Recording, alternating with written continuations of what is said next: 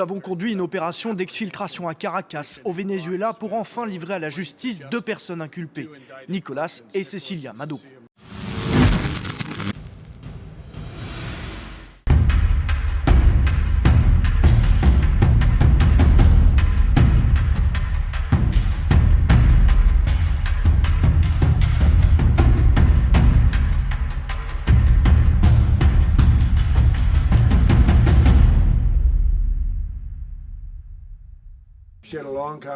Elle a eu une longue conversation avec Marco Rubio et lui a dit qu'elle ferait tout le nécessaire. Elle s'est montrée très aimable, mais elle n'a pas vraiment le choix.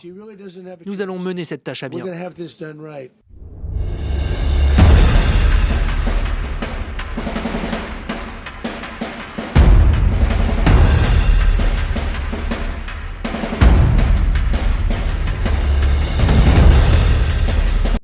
Nous allons diriger le pays jusqu'à ce que nous puissions effectuer une transition sûre, appropriée et judicieuse.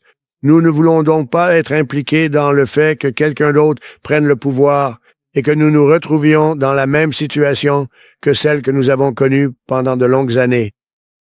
Nous allons donc diriger le pays jusqu'à ce que nous puissions effectuer une transition sûre, appropriée et judicieuse.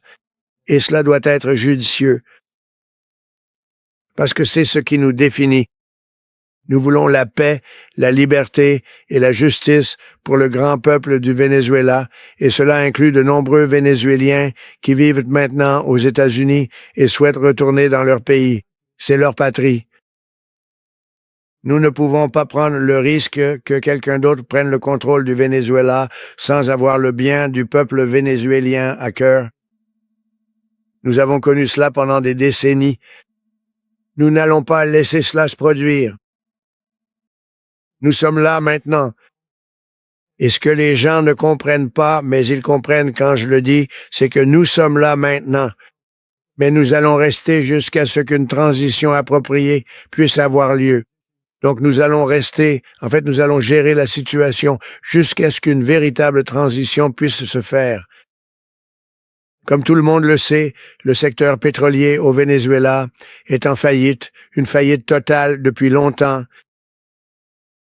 Ils n'extrayaient presque rien comparé à ce qu'ils auraient pu produire et à ce qui aurait pu se passer.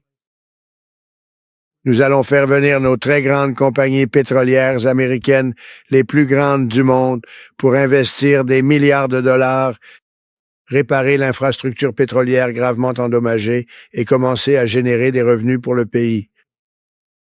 Et nous sommes prêts à lancer une deuxième attaque bien plus importante si cela s'avère nécessaire.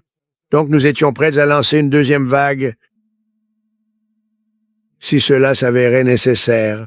Nous pensions en fait qu'une deuxième vague serait nécessaire, mais maintenant ce n'est probablement plus le cas.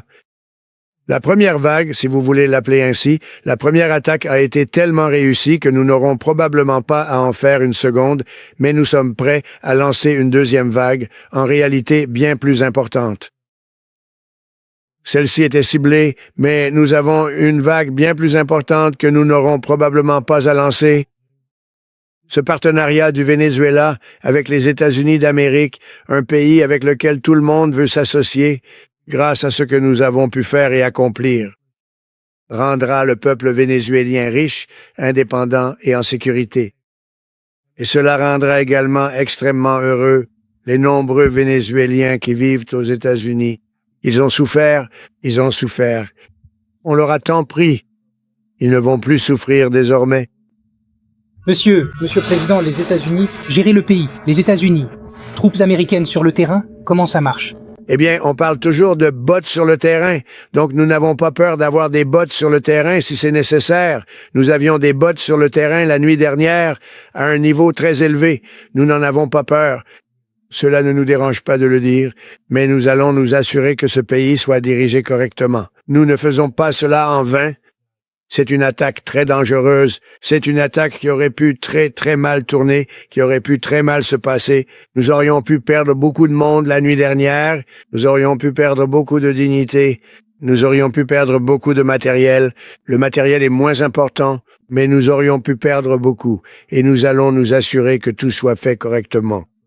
Nous sommes là maintenant. Nous sommes prêts à repartir si nous devons le faire. Nous allons diriger le pays correctement. Cela va être géré de manière très judicieuse, très équitable. Cela va rapporter beaucoup d'argent. Nous allons donner de l'argent au peuple. Nous allons rembourser les personnes dont on a profité. Nous allons prendre soin de tout le monde. C'est très important. Nous ne pouvions pas les laisser s'en tirer comme ça. Vous savez, ils ont volé notre pétrole. Nous avons construit toute cette industrie là-bas. Et ils se sont simplement appropriés tout ça comme si nous n'étions rien. Et nous avions un président qui a décidé de ne rien faire à ce sujet. Alors nous avons fait quelque chose. Nous sommes en retard, mais nous avons agi. Oui, allez-y. Expliquez-vous le mécanisme exact par lequel vous allez diriger le pays? Allez-vous désigner un responsable américain officiel? Pour coordonner, tout est en train d'être fait en ce moment. Nous désignons des personnes, nous parlons à des gens, nous désignons différentes personnes et nous allons vous dire qui sont ces personnes. Qui dirigerait le Venezuela? Eh bien, ce sera en grande partie, pendant un certain temps, les personnes qui se tiennent juste derrière moi. Nous allons le diriger. Nous allons le remettre sur pied. C'est un pays mort, vous savez, je parle d'un pays mort. Il y a 1 an et demi, nous étions un pays mort. Maintenant, nous sommes le pays le plus en vue au monde. Nous sommes un pays qui va mieux que n'importe quel autre pays dans le monde. Et cela a nécessité du leadership. Le Venezuela compte beaucoup de mauvaises personnes, beaucoup de gens qui ne devraient pas diriger. Nous n'allons pas prendre le risque que l'une de ces personnes prenne la relève de Maduro. Donc vous pouvez regarder, et d'autres aussi. Nous avons des gens formidables, y compris des personnes dans l'armée. Nous allons donc avoir un groupe de personnes pour diriger le pays jusqu'à ce qu'il puisse être remis sur les rails, générer beaucoup d'argent pour la population et offrir aux gens une excellente qualité de vie ainsi qu'un remboursement. Pour les personnes de notre pays qui ont été forcées de quitter le Venezuela,